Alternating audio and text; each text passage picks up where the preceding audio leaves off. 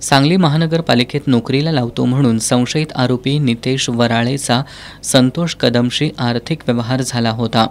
नोकरीचं काम न झाल्यानं वराळे यानं कदमकडे पैशासाठी तगादा लावला होता। यातून 10 ते 12 दिवसांपूर्वी दोघांमध्ये वाद झाला होता।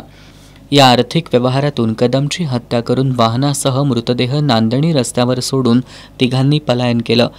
या प्रकरणी कुरुंदवाड पोलीस कोल्हापूरच्या स्थानिक गुन्हेन्वेषण शाखेनं तपास करत 24 तासात नितेश दिलीप वराळे, सूरज प्रकाश जाधव आणि तुषार महेश भिसे या संशयितांना जेरबंद केलं।